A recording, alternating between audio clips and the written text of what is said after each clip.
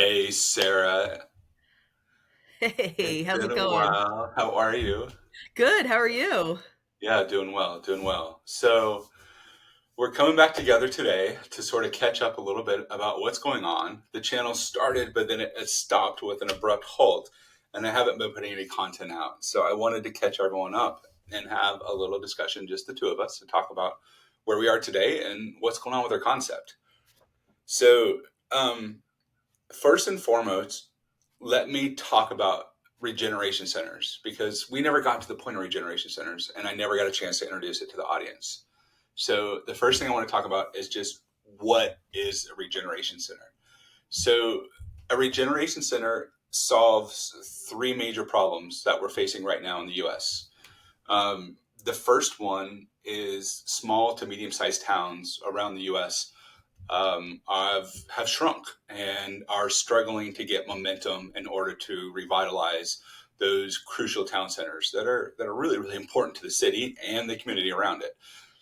Um, where everyone knows with the onset of big box stores, that really kind of put a nail in the coffin and a pretty big one for a lot of small businesses and a lot of those small town communities and those town center communities.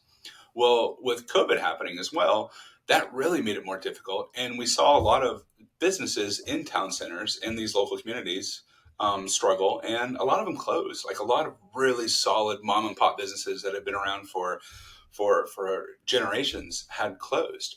So now a lot of our struggles that we're having, or at least at the town level, is the municipalities want to attract good businesses, but they're not getting enough foot traffic, so a lot of small businesses are going to the towns with the foot traffic. So what happens is usually you'll have a decent sized town with a whole bunch of suburbs nearby, right, surrounding it, or some Mhm. culmination of that. Well, all of these suburbs, a lot of these suburbs have, or used to have, thriving town centers of their own as well. But now, because they can't get the foot traffic, everyone's going to the major, bigger centers to get the foot traffic. So we're kind of getting wired to go to the bigger places or the more convenient places. I think it's like a follow on of big box stores. And then we're complaining about how our town centers don't have enough for us, but at the same time, we're still supporting the wrong businesses. So we're in sort of this loop. So town centers and small municipalities need to be able to incubate and bring successful businesses that will draw foot traffic into town centers, but they also need to increase the foot traffic enough so as they're bringing businesses in, they don't struggle for so long. They can be successful early and long term and more sustainable success. So that's the first problem. Does that make sense? Yeah, definitely makes sense. And I Yeah. know you've heard this before. I just have never gotten a chance to talk about the Yeah, no, community I because know. we were building up This to is it. We never got there. so important. Yeah. All right, that's awesome. That's awesome. Okay, so the next problem we're having, first one is town centers. Well, the second one we're having is businesses. So we know right now, and I'm sure, I don't want to say we know, but I know there's a lot of you out there that are struggling, um, even though you might have been a small business that's been around for 10, 20 years, or a medium sized business that's been around 10, 20 years, because buyer habits are changing. There's population migrations happening right now at a very big level, right? Mhm. And rural is getting more and more rural because young people don't have a path for growing their family or growing their career or building prosperity in a small rural type town. Mhm. So you have people that when they start businesses, they are going to those other places, like we talked about before with the town centers, Right. or they're already having to move away before they start their businesses or go completely somewhere else to plug in their business because they're worried about local success. So that's the second one as it relates to businesses. But the third one is right in line with that as well, is the workforce for a lot of these businesses is a struggle, is a big struggle. If you talk to any small businesses out there, their ability to attract a young workforce that's Mhm. engaged and hungry for work and is local and not transient or displaced possible immigrants, right? Is local homegrown because that's part of your culture. I'm not saying that to say not only can we or could we also not provide jobs for those other displaced as well, but in this case what I'm saying is as young people are growing up in rural communities, there's not as many opportunities.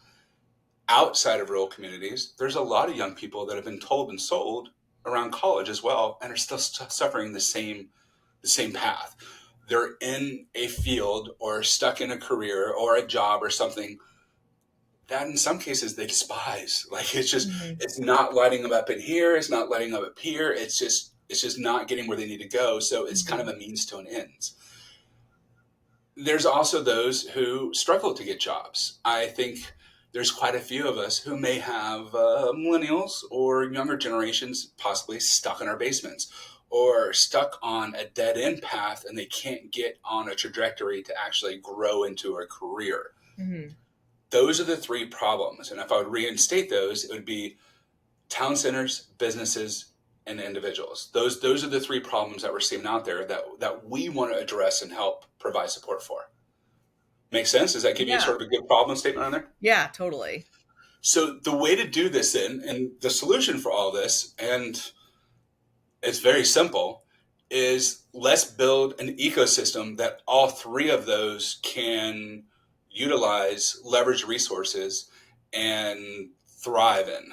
Hmm. Let's build an ecosystem that can prop all three of those up, and let's do it in a very demographic and democratic, not demographic, democratic and regenerative way.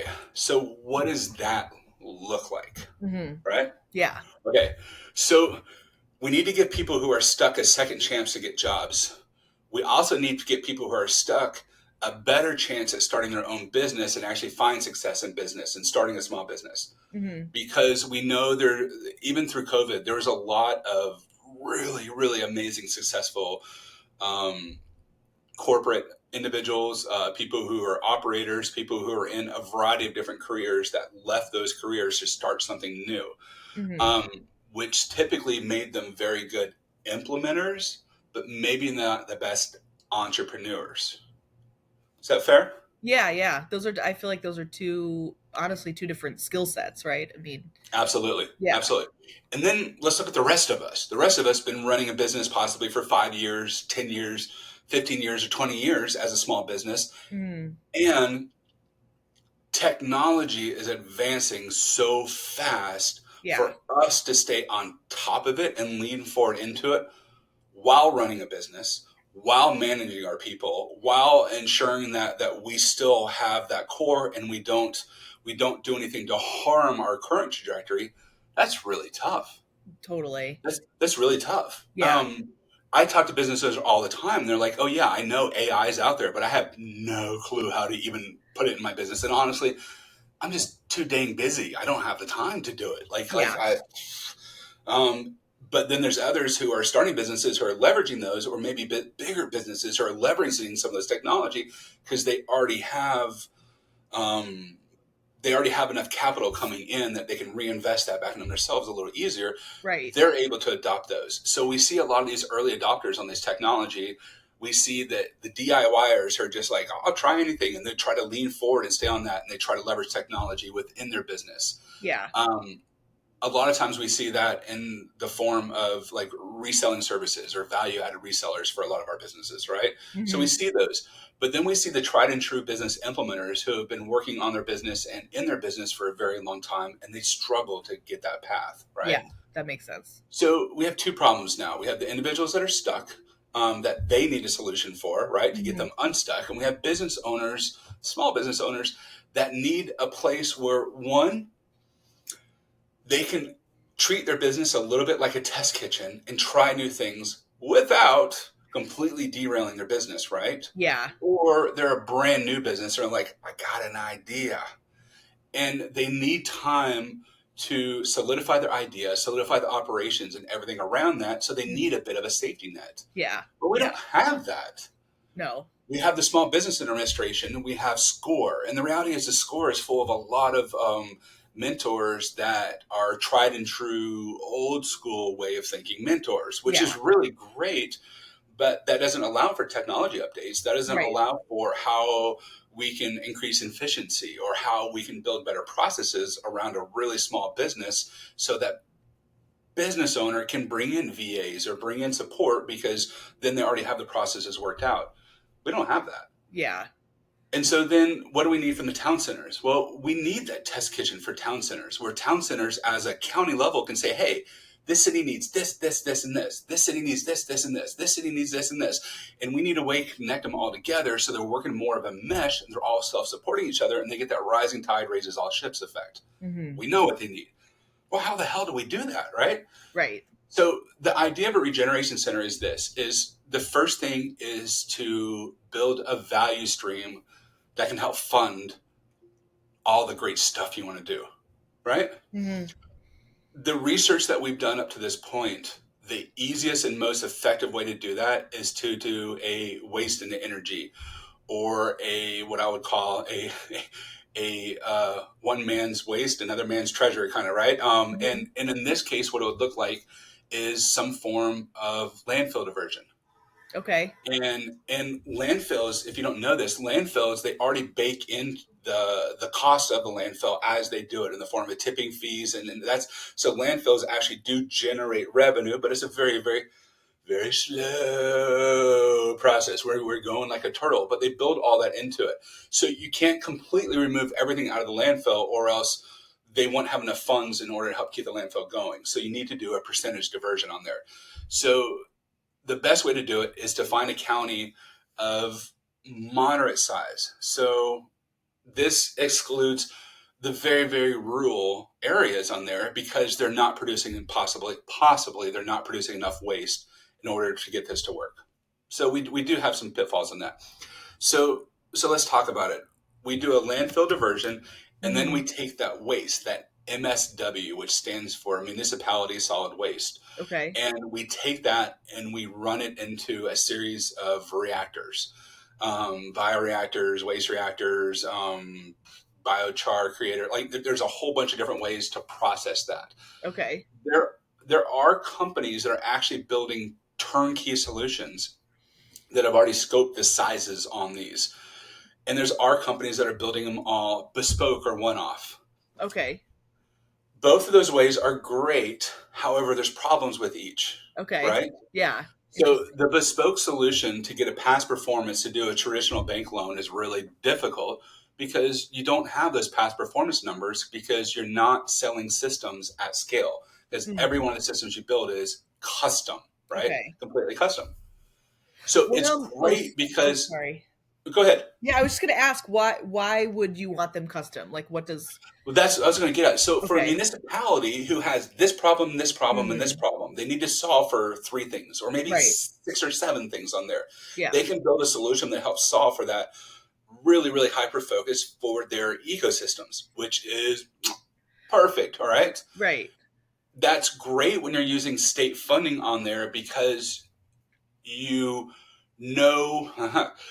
One, you have things called offtake agreements. So the outputs of that have already been sold at the state level. They already know what they need to sell if they process that. So whatever is generated from that, they already have the agreement, so they already know how much they can sell those for. Okay. So now they're in a situation just like any other business that's out there and going to a bank and saying, hey, I want to make these cogs. And I'm just giving you an example. Say I want to make these cogs, and I already have an agreement for 1,000 orders, or I already have agreement for the Hmm. next for every I month see. 10,000 orders per month.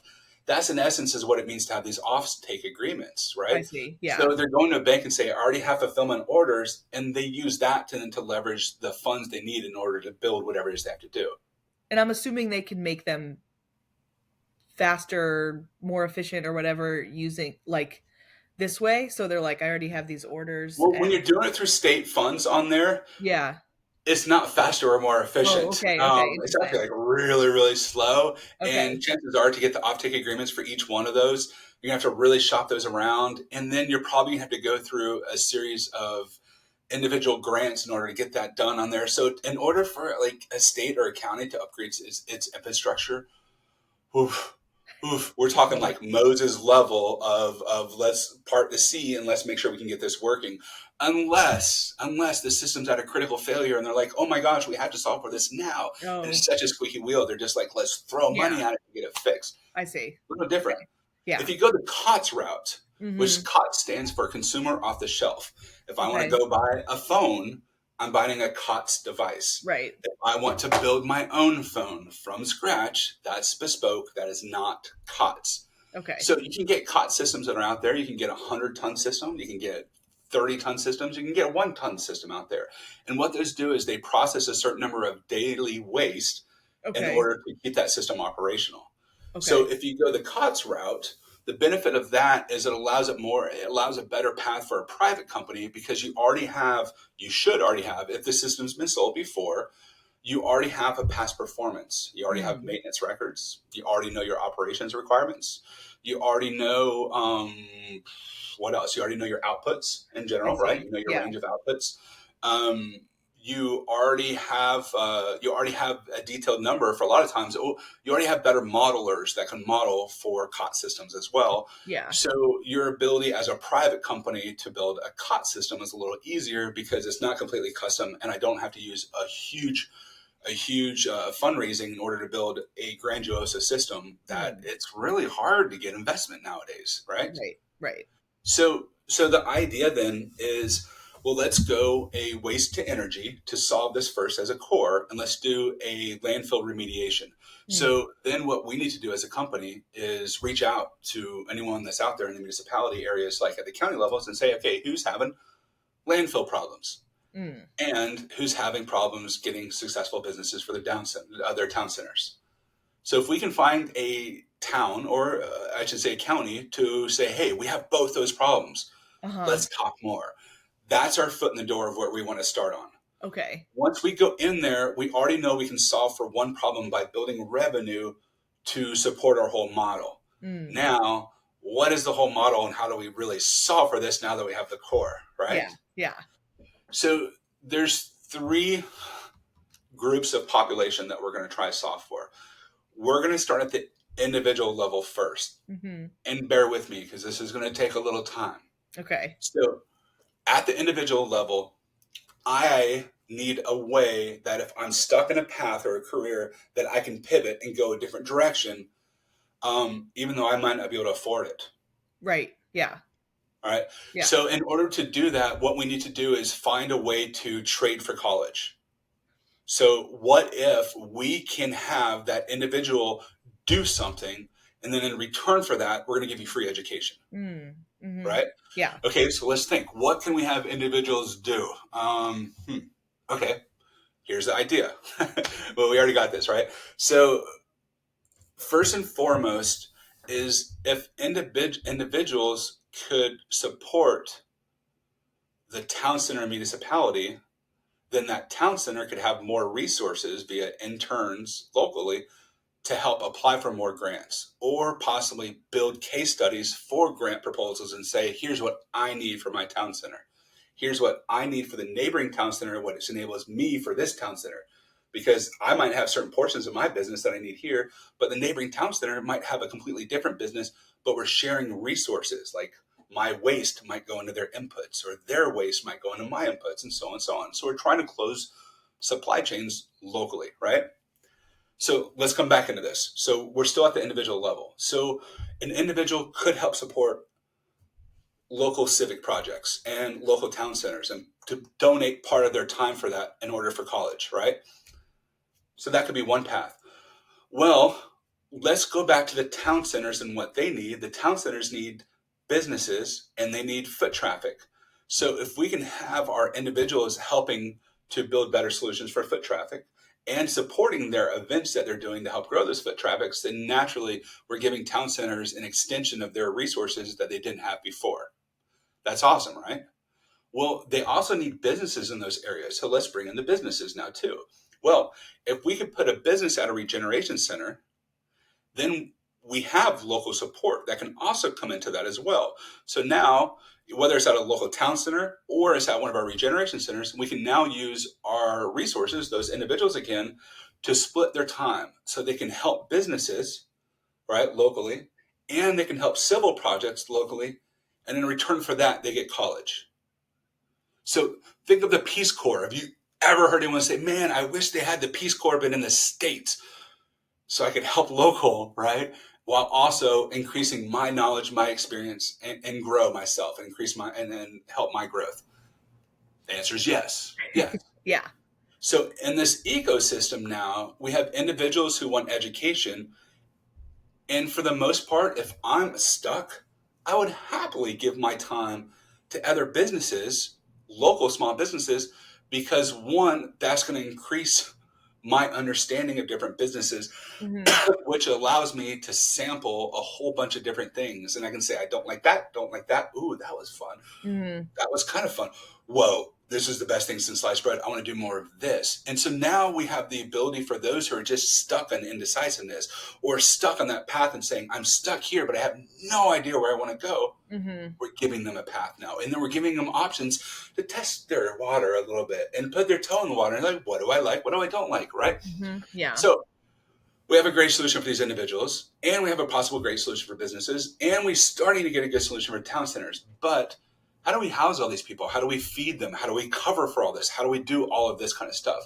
Right. Well, that comes down to building a self-sufficient transient type community. And in order to do that, here's the brilliant part. We're going to bring in more businesses Mm. to go ahead and support the regeneration centers to give individuals more businesses that they can touch. But these businesses that we're going to bring in are all going to be around varying degrees of ag and how to grow differently. Let's say Mm. vertical gardens, container farms, mushroom farms, grow rooms, grow backyards, food forest, uh, regenerative ag, decentralized backyard for diverse grow as well. Because there's a lot of people are like, man, I got this backyard, but I'm old and I can't get in Hmm. back there and do it. If someone wants to go ahead and grow back there, I'd be happy to do that.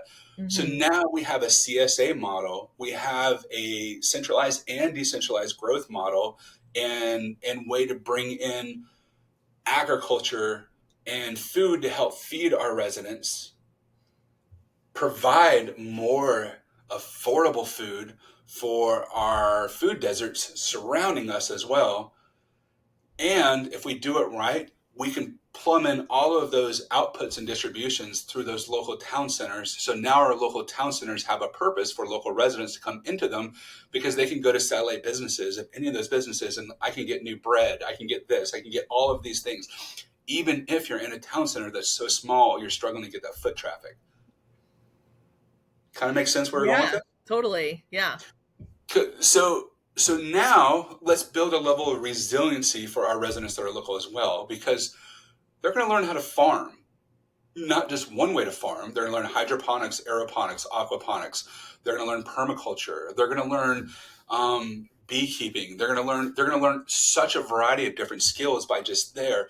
We're building resiliency for those transitional or tenant students and businesses as they come through us as well. So now, the economy takes a tank. We're going to have people that are resilient and hardy. And if they're like, oh, okay, economy took a tank. Let me grow my backyard and and offset all of my food costs.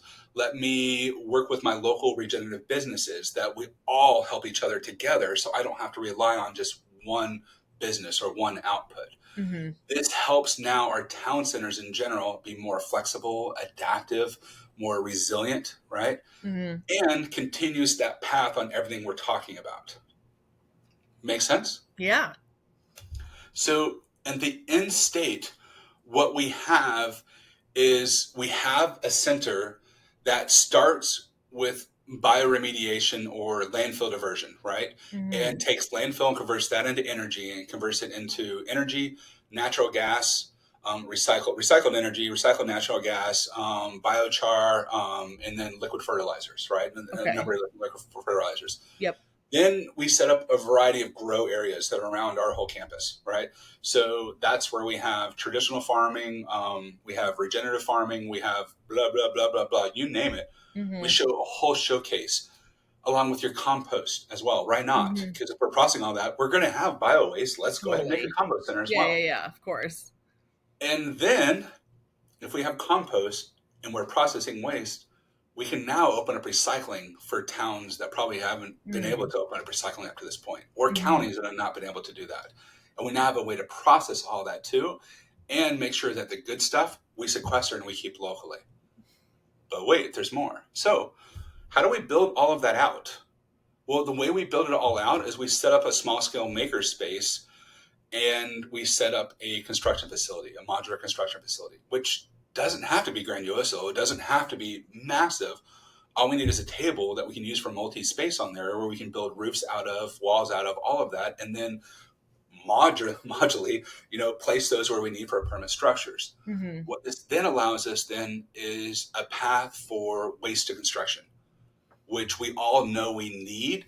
And through a lot of our current techniques, we're kind of just taking a lot of that stuff and just throwing it away, right? So old buildings, old roads, Mm. old anything, Yeah. we're not doing a very good job of keeping up with and leveraging for ourselves. So now we have those core things. Next thing we need is housing. Well, if we have our own construction facility, we can build our own housing. And I'm not talking about grandiose housing. This is going to be like dorm housing and single family housing. So we can help our individuals, we can help our families that are staying locally in our tenant areas. Make sense? Yeah. So if we have all those, well, how much does it cost? What's your overhead? Well, the bioreactor can help cover all of those constructions to build all of that. And then once you set up enough area on there, you can have 50 or 100 people living at a center temporarily on a path for a 2-year degree, a 4-year degree, or maybe they're just research students and they're coming to use your grant resources and lab space. So now we have a place where we can do a lot of regenerative ecosystem building, right? And we can close Mm-hmm. that loop. And as we bring in resources, we can shift resources around till we find what lights those individual people up and then work on paths to build for them to go towards those other careers. So where are the problems? This sounds great, but where Yeah. are all the damn holes, right? Where Yeah. are the Yeah. problems? Because we know if it was this damn easy, why aren't there so many of them already Right. out there, right? Totally. So here's the problems, all right? First and foremost, to get a bioreactor or bioreactors, or depending on waste and energy, to get that to enough scale, you need to process enough waste that gives you enough outputs, right? Okay. And in a lot of ways, what we found is that 30 tons, that's where the numbers start to get good. And through the current credits and incentives, which might go away tomorrow, a 30-ton system, which means 30 tons of waste per day, or that translates to about 1,200 houses per day, Okay. or 2 dump trucks. So 2 Okay. full dump trucks. Okay. And I think that's how that translates and the math that I've done on these. And if you're Okay. watching this and you're like, no, Sage, your math is horrible, please tell me what I did Yeah. on my math to fix that. I need to know the right numbers.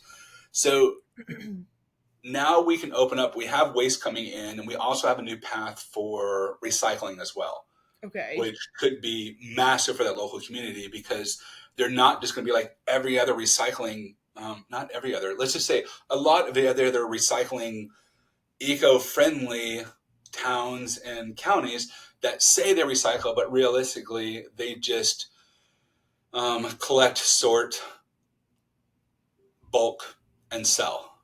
And that's what they do in a lot of cases, Mm-hmm. because they can't process it, or their processing of it is too expensive based on how their current infrastructure is set up. Make sense? Yeah, that does. Yeah. So so first off, if you're going to do 30 tons a day, so the whole is this, is that you can't go very rural. You're just not going to get enough. Mm. You're just not going to get enough volume, right?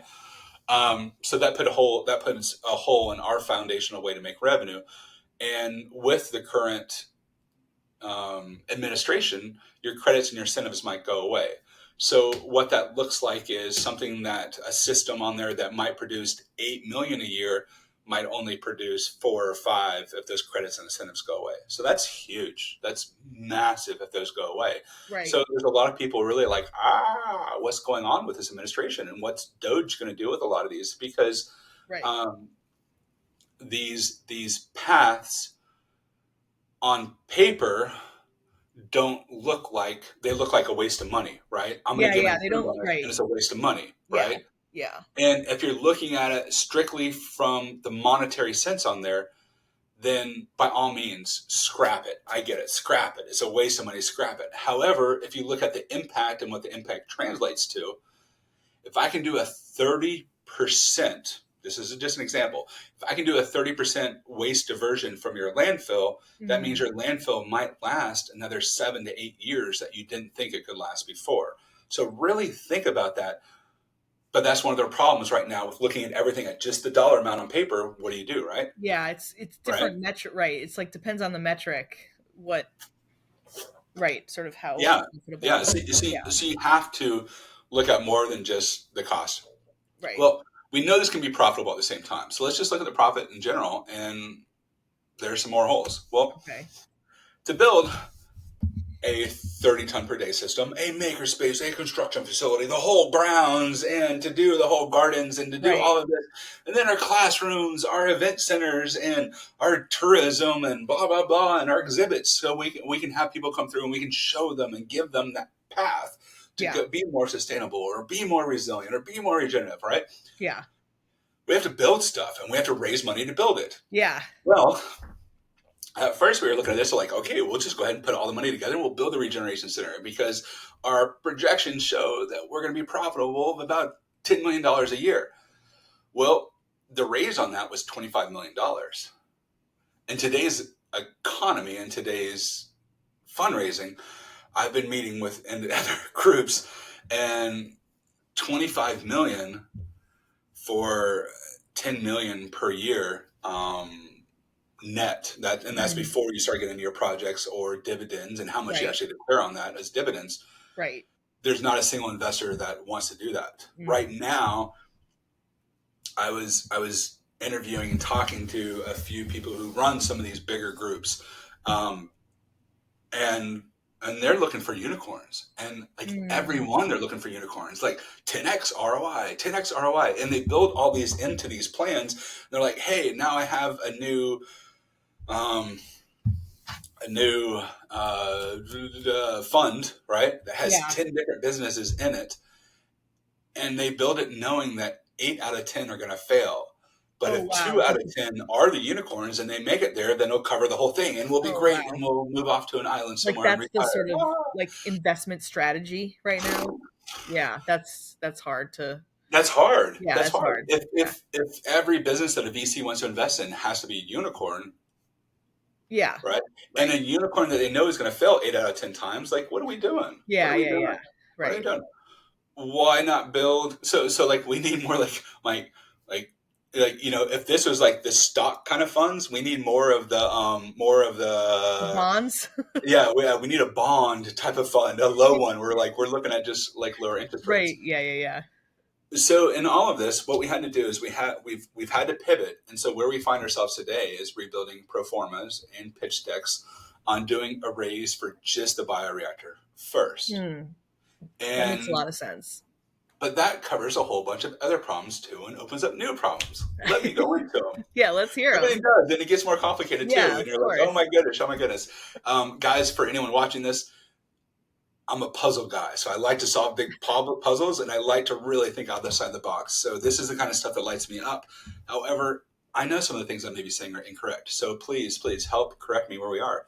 Um, the way to solve for this and what we're looking at is just doing the bioreactor first and then building the bioreactor as an LLC type of business Mm. and to use a COTS type bioreactor. So we already have PAPS performance. We already have approval and certifications, at least at some county level somewhere in the US, right?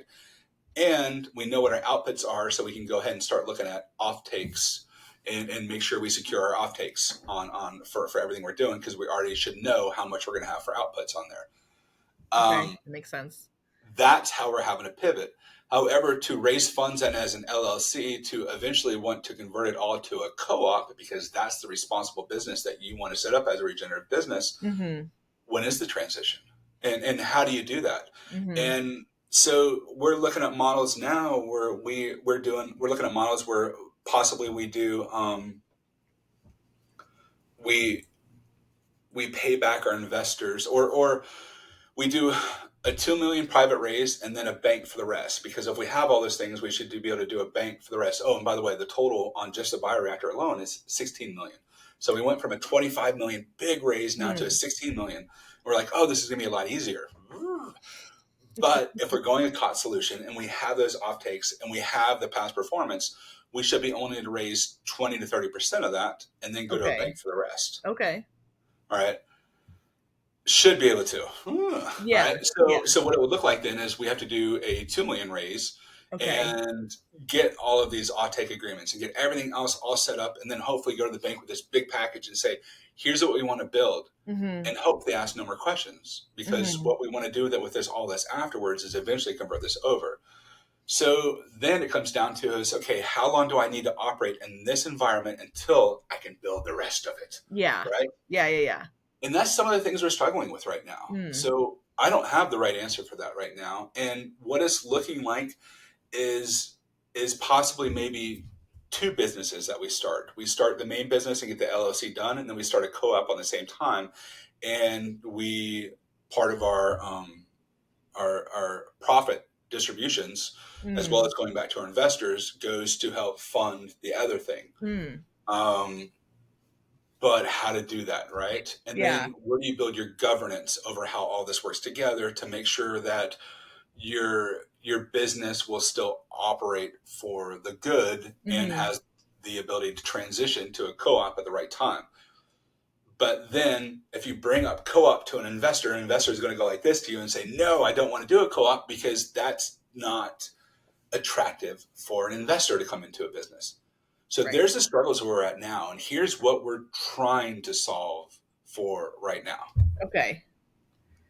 So that was a lot. I know I just gave you like a verbal vomit and just like this, No, this is great. it was a lot to digest, Mm. but um, hopefully this gives you a better idea of what we're trying to strive for, what our vision is of what a regeneration center could be, and how it could help at multiple levels for these smaller town centers and these smaller counties. And then some of the problems that we're facing, and how to, one, make this attractive enough that we can stand out amongst a sea of businesses that are all trying to get capital at the same time. Right. Whereas at the same time, Doge is coming in, and because of what they're doing, we now have nonprofits and NGOs seeking outside funding to help bridge their funding gaps while they're waiting to see what happens with all of this, right? Right. So this is where we're at now. I mean, this is kind of like wow, what a great idea. What a horrible time to build the idea, right? But at the same time, so needed too, Right. right? Right. Yeah. So that's where we're at. That's where we're at. Wow. Wow. I mean, it's I feel like the staying power of an idea is often like you come across these moments where you're like, this is horrible timing, but if you're still saying like, but this is so clearly needed, I feel like to your point of, of the last, this conversation, like, I feel like pivots are out there, right? It's like, if Yeah. it's like an exercise in how creative you can be to, and I think it sounds like you got your thinking cap on as far as like, how do we Yeah, I don't do know what's this coming out of it given. yet, but we got the thinking cap on, Yeah. and and magically enough, like the universe is opening up, and the universe is providing resources for us. So there are some Awesome. very large nonprofits and impact-driven regeneration movements that are out there that are starting to understand what our concept is on Regeneration Center, Oh, and cool. thus piquing their interest. Yeah, So we do. They're not partners yet, so I can't put it on. I can't talk about it yet, totally. but we do absolutely have some of the right thinkers Hmm. and some of the right knowledge coming to us and offering to help, because they understand that there is a lot of volatility out there, and there's a lot of wrong ways to do this, and Right. to do this right, from one ex-military guy who's just a nerd. Yeah. I'm only good as the community around me as well. So that's one of the reasons why we're filming this. I need you guys to understand this message, and hopefully, support us, subscribe. Even though we're not putting out many videos right now, I will put out more videos. I got a lot of things to solve for first, and really help support our vision, Yeah. because when we get this right, and Hmm. when we get to build our first, and then when we have more than one and they can start networking together, Hmm. right? And Yeah. then when we have more than that and they can not only start networking but start modeling different solutions for different problems, we could then start building that. What does that future community blueprint look like? Yes, through a regeneration center and monitoring your inputs and outputs and using things like IoT and really understanding what you need for what, you can start to model going forward, which then Mm. puts so much of a better safety net on what we're doing, because we can model for different kind of problems that we're having, right? In different Yeah. town centers, we can model for natural disasters. We can model for climate displacement. We can model for displaced immigrants, and how can we support those or build them an ecosystem that they can help prop themselves up, right, without impacting other ecosystems around. But so make sure it's a win-win for everyone as well, right? We Yeah. have a lot of huge problems that we're kind of just dumping off in bus stops and in places, and it's sort of like, okay, Yeah. have fun, right? Right. And some of these organizations that we're helping have lost funding recently. So now we even need more of not a top down, not a government driven, but Right. a bottom up grassroots way to solve for these. So luckily the people are coming and I appreciate that. And if you're watching, you're like, man, I could really help with that. We want to know. We want to know. We'd love to have you Totally. sit up here with us and share your valuable insights, please. What Totally. else do we need to cover? So I talked about the idea, and I talked about Hmm. what it is, and I talked about the pivot and some of the problems we're facing right now. What do you think? Is there anything else we're kind of missing on this big old idea? Yeah, that's a great question.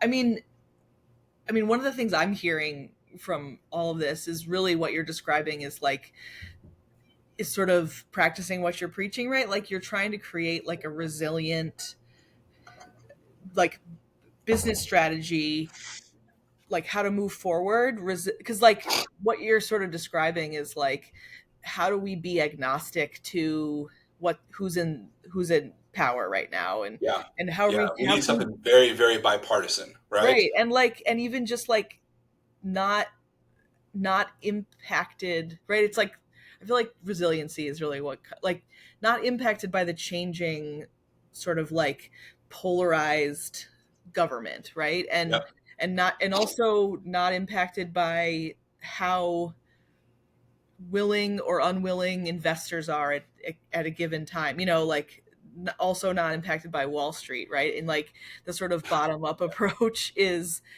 how to do that, right? It's like to Yeah. decentralize, stop being sort of Well, I mean, what you're describing is dependent. really what it means to be regenerative, right? Yeah, yeah. So Okay. the regenerative adaptations that are out there, and to be truly regenerative, here's what you need to do is Hmm. one, whatever you are doing needs to make it better than when you got there. It's that whole Boy Scout and Girl Yeah. Scouts. Let's leave the area nicer than when we got here, Right, right? And, right, and, and make sure we can help restore whatever ecosystems. right. So some people that say, oh, that gets into climate change, and they're like, nah, I don't want anything to do with climate change because I don't believe it's even real.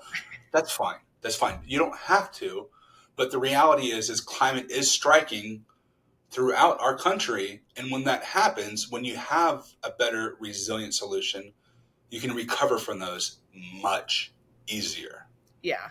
Then when you look at regenerative, going back to this, a regenerative definition really is a democratic, iterative solution that benefits ecosystems. So even though we can, let's just remove climate change out of it, just for the bipartisan and for those people who might start to get a little puckered up there because I'm talking about things that they necessarily don't want to talk about. But let's just say, what if we just use the words revitalize small town America, Mm. revitalize rural America? Um, if we can do those things where our heartbeat of the country is, we then allow them to have a level of economic and cultural prosperity that they haven't seen in a lot of ways since like the 80s. I mean, Yeah. it's been a hot minute, Yeah. right? Yeah. Um, that's regenerative, and regeneration is all about iterative improvement. Hmm. So, albeit I might be really kind of like hurting today, we're going to iterate and improve, and tomorrow will be better. Yeah. And that's what it means to be regenerative. And the more that you can iterate, and the more you do it democratically and make sure that everyone has a voice in these, and you're not oligarchic or totalitarian or any of those. You're really, really working together as a group. It doesn't matter. You'll back into the solution. You will back into the solution. If you listen to the people that are in that area, Yeah. Yeah. and you really understand not the band-aid of what they want, but what the core problem Yeah. is, Yeah. you can build a regenerative solution around that. All you need is the value streams in order to fund that. And a waste to energy landfill value stream, I don't know what gets easier. You tell me, because even if you're going to grow agriculture and say we make it one big massive farm and we sell every bit of that farm, it's going to have to be a ginormous farm in order to do 7 million or 8 million, annual revenue like we're seeing in a bioreactor. So the economies of scale of waste and energy is so much better. Yeah. Totally. And it's not like we're not going to stop producing waste anytime soon. So No, plenty of no. input. If anything, I think we're doing more, and the Yeah. more we build one-time use products, gosh, we got to get out of that. We have to get out of that thinking. Totally. Planned obsolescence is one of the dumbest things out there, and we're like, yes, it builds so many jobs, but it's just dumb. Yeah, It's so just short dumb. sight. I know. I completely agree. Yes, Yeah. yes, nearsighted investor thinking to get Mhm. that 10x returns. That's what planned obsolescence and one-time use products are. Couldn't agree more. Yeah. Well, this is great. I Sorry, I'm mean, on a high horse a little bit as well. I didn't think I was going to do that for this, but I I know. guess I got there. If I just got you completely turned off to the channel, I will try not to get on my high horse too much more. Yeah, sorry. We're just at this point we're just chatting, Yeah, we're just talking through this. Yeah, yeah. Um, the more I get into this, Sarah, the more I know some of the problems we're going to have coming down the road. And Mhm. so if you are listening to this, I'd say if you have a strong understanding of co-op governance and transition of standard business or traditional business models into co-ops, Mm. I would love to bend your ear and to learn more about this, because I'm sure there's some great lessons learned and best practices here that probably aren't common, but you have to go through it at least once or twice in order to really understand it. Um, I think investor attractiveness, if that's a thing we can say, or how to be attractive for investors in today's economy. Um, I'm having coaches come up to me and they're like, "Oh, let's go ahead and um, do this tier model. We'll diversify this here. We'll do separate models for this. We'll do each one of his own funding, and each one will be your own SPV to do this, this, and this, and to do all these kind of things." And some of those guys are right, but, or however, Mhm. what we're trying to build here, remember, is we're trying to build a duplicable process model Mm. that we can use for not just one, but for many. And Yeah. then we're going to publicize it and give it away. So if anyone wants to follow our model, they can build their own as well. Mhm. If I'm going to have a multi-tier process of a whole bunch of SPVs and this and this and that, we're never going to get there. We'll Yeah. never get there because we're going to make it too Good point. complicated. Right. So we need clean and elegant. And Mhm. I think a lot of that comes down to then is, well, how do you do municipality selection then? Or how do you figure all these things out? But once you understand the municipality, then hopefully it's local fundraising. But that's if that local community can support that. So there's a lot of what ifs. I think those who can help us in the pre part of this, Mm. or have paths for funding or ways to help set governance so they ensure it looks after the right people, and Mm. especially something like this is going to be a very easy one to abuse. So we're going to have a level of transparency in how we do this. Even Yeah. our host tenants, we're going to have like open bookkeeping and books on that. So as people come through, if we have bookkeepers that are currently staying with us because they're working on their bookkeeping business, then we should have the ability that they can work on those models as well. But then how do you do it all as a co-op so we all Right. lockstep, Right. going forward? There's stewardship models that are out there. Do we want to go to stewardship? These are consume. I think they're also called CSA as well. I don't remember the acronym right now, but Hmm. it's like a stewardship model where in essence, maybe we open up all the businesses in the regeneration center, such as a cafe, a restaurant, retail, whatever.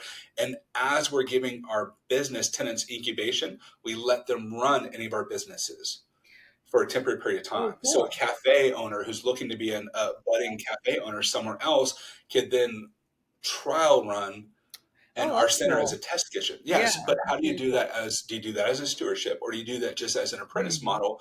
So the governance on these things, Yeah, there's a it's lot tough. of details you got to figure out in the Yeah, governance to make sure right. it can scale, but you don't want to dictate the governance. You need to build the process around the governance so they can dictate themselves and they can Mm. grow their own models on that. Because Hmm. if you try to just do it top down and push that down, that's not regenerative as all either. Right, right. So it's hard. So much of this is shifts. And one, I'm running a business completely different than what I'm talking about right now, but my business isn't even set up to be like that. So I would need to go to a regeneration center in order to help structure my business so I can make it more regenerative in general. But I can't do that right now because I can't risk suffering and losing some of my current clients to do that. So Right, I need a regeneration center as well. So, right. but but it's not because I'm going to completely rebuild my business. It's because I need to make minor shifts in my business to Hmm. be more regenerative. So when Right. I do things, I can work easier because I'm already embedded with two or three or four other businesses and we're all working to raise each other up. So, and we're all stronger together. This is what happens when you create these small local ecosystems, whether it's a Hmm. decentralized network ecosystem that's online and they're all supporting each other, or whether it's just a local mom and pop and you have a couple of businesses around there.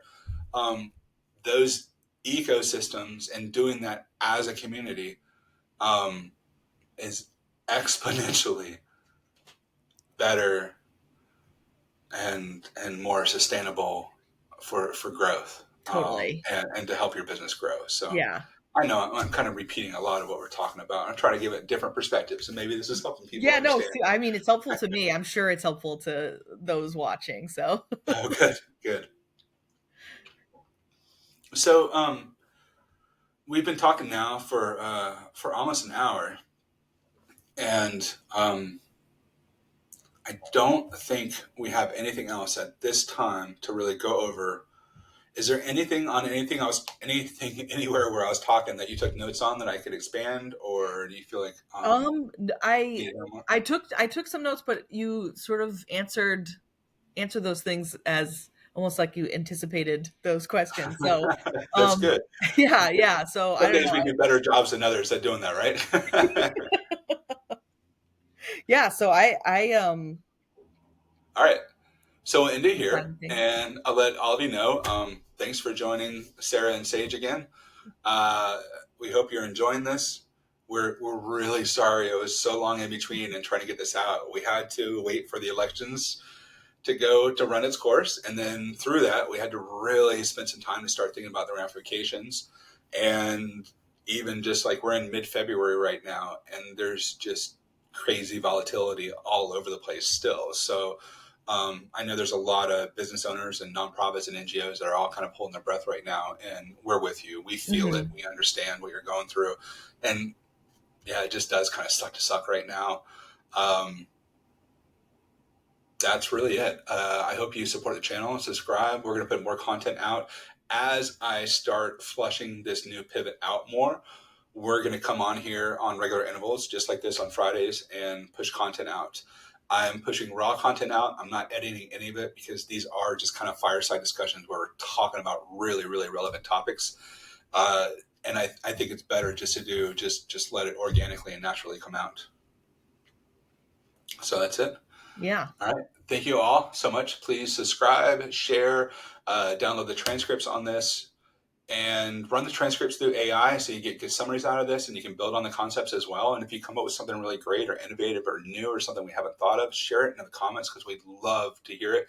And that's how we iterate. So that's how we all Hmm. learn together. So I am expecting a certain number of you non-trolls or slightly trolls. I'm a troll myself. So slight trolls to be able to throw out some witty humor and wit as well as insightful information because we got to do this. We're we're only as strong as we are together on this one. So we appreciate your help. All right. Thank you, everyone, so much. Have a wonderful day. Bye. Thank you guys.